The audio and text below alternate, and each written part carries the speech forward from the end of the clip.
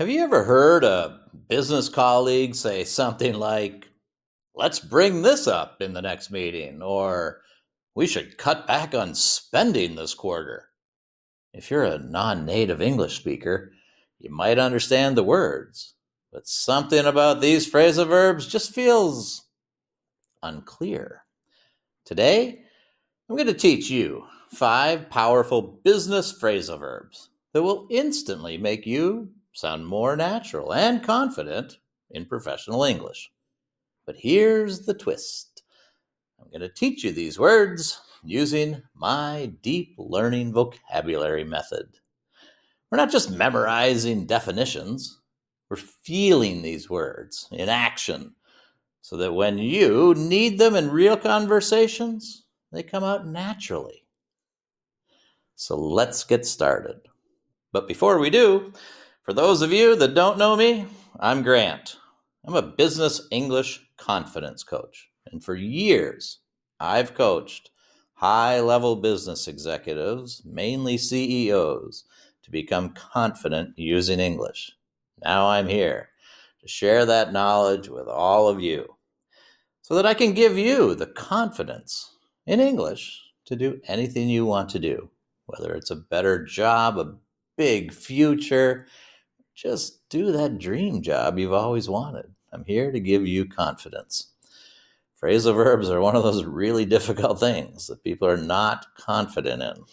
So let me walk through this with you and show you why this can really help and add to your confidence. And before we get started, I want to talk about something I call implication.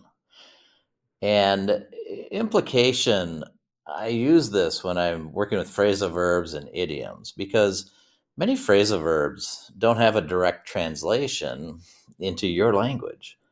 That's why I want you to focus not just on what the words mean, but on what they imply in real business conversations. The implication of a word is the deeper meaning, how it feels, how it affects the conversation, and what message it sends. Every phrasal verb has an emotion or action that it suggests beyond just the definition. So you can't just look this up in a dictionary or use Google Translate. You need more. And that's why I give you the implication. Let's look at the first phrasal verb. Have you ever been in a meeting where someone suddenly says, let's bring that up in the next discussion? And you're left thinking, bring what? Where? Bring up is a phrasal verb you'll hear all the time in business. But it doesn't mean physically lifting something. It means mentioning a topic in conversation. Let's break it down so you can start using it like a pro. To bring up. And you'd use it to bring up something or to bring something up. It means to mention a topic in conversation or discussion. The implication is if you bring up something, you are making it part of the conversation, sometimes to introduce a new idea, sometimes to remind others of something important. It's often used in meetings and discussions. Here are some example sentences. He always brings up budget issues in our team meetings. She brought up a great point during the negotiation, and it changed everything. I'm bringing up our client feedback in the next review session. I'll bring this up with our manager tomorrow and see what she thinks. Now, what's really important is that I want you to say all of that out loud, and then I want you to come up with your own sentence. How can you use to bring something up or to bring up something? Give it a try. See what you can do with your own example sentence. Your boss just said, we need to cut back on expenses. Does that mean someone's getting fired, or are they cutting something with scissors? What's happening here? Cut back is a business phrasal verb that means reducing something like money, time, or resources. And the way you use it in English is super important. So let's take a look. To cut back. You might use it to cut back on something or to cut something back. And it means to reduce the amount of something, especially expenses or the use of something. The implication is cutting back usually suggests control, whether it's about money, time, or resources. It implies that something is being reduced intentionally to improve efficiency or save costs. Here are some example sentences for you. We need to cut back on unnecessary expenses this quarter. The company cut back on travel costs last year due to budget constraints. They've already cut back their advertising budget by 20%. If we don't see results, we'll have to cut back on marketing efforts next month. Again, I want you to say all of this out loud. I want you to think about this and figure out how you can use cut back in your own example sentence and say that out loud. Give it a try. How can you use it? As you've seen in this video, I'm giving you different verb tenses in these examples so that you can see that how it's used in the present or the past or the future or any of the other crazy verb tenses they have. And I just want to give you different examples because these are phrasal verbs. That means there's a verb, there's some action, and in that verb, there's all these crazy verb tenses. So I'm just giving you these so you can see how it looks in the past, how it looks today, and how it will look in the future, and how you say those. So that's why you see those in the example sentences. Let's continue on. You ever feel like people keep putting off your meetings, delaying decisions, or telling you, let's do it next week? What does put off even mean? In business, put off means to postpone or delay something. Sometimes because it's not a priority. Sometimes because people just don't want to do it. Let's break it down so you can use it correctly. To put off. So you can use it as to put off something or to put something off.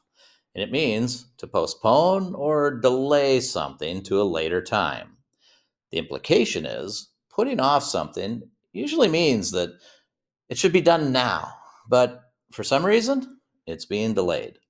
Sometimes because of priorities, sometimes because of procrastination. Here are some example sentences. They always put off difficult decisions until the last minute. She put off the meeting because the key stakeholders were unavailable. I've put off writing this report for too long. It needs to be done today.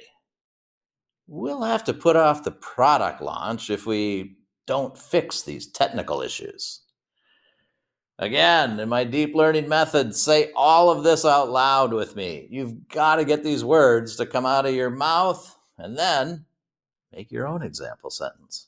How can you use put off? I don't want you to put off making example sentences. I don't want you to put off saying this out loud. Give it a try, see what happens. Imagine you get a job offer, but the salary is way too low. You don't just say no, you turn it down. But why do we say that in English?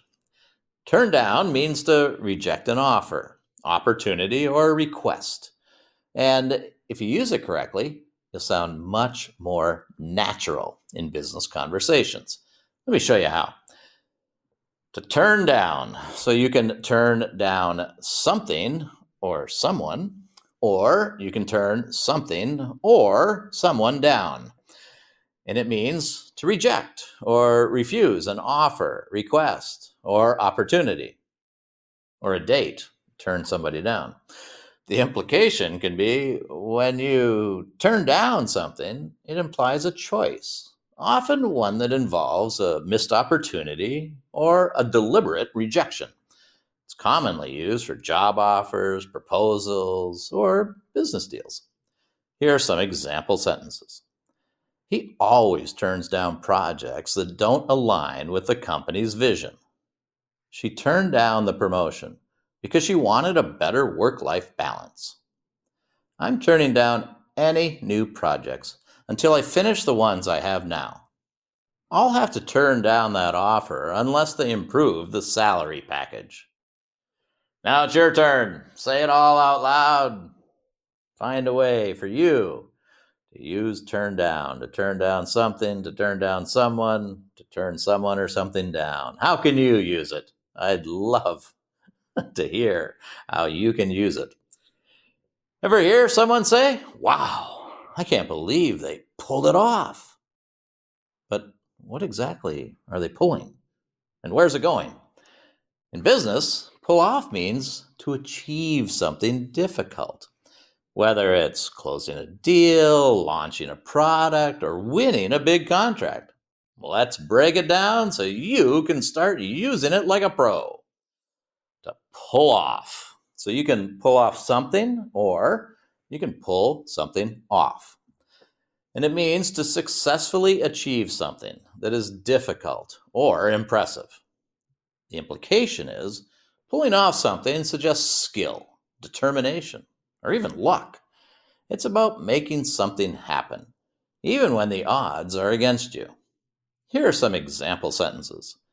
Our sales team always pulls off amazing deals at the last minute. They pulled off a successful product launch despite the challenges. We've pulled off some of the biggest mergers in the industry. If we plan carefully, we'll pull off this event without any issues. Now it's your turn. How can you pull off using pull off in your own example sentence? These 5 phrasal verbs are game changers for your business English. The more you use them, the more natural and confident you'll sound. Now, I want you to do something important. Take one of these phrasal verbs and write a sentence in the comments below. The best way to learn is to use them and also say them out loud. And if you found this helpful, make sure that you like this. If you haven't subscribed, I want you to subscribe, as you'll hear about in a minute. And if you really want to see these videos, because I think a lot of these videos disappear, turn on the notifications. So anytime I post a video, and I post a video once a week, then you'll see these videos as you go forward. Small improvements really make a big difference. So take your time with these. Just use them. These are really, really common. And you'll find that your confidence will grow significantly using English. Please like this video, subscribe to the channel, share your comments, and I also invite you to learn your Business English Confidence Score. You'll find the link in the description below this video.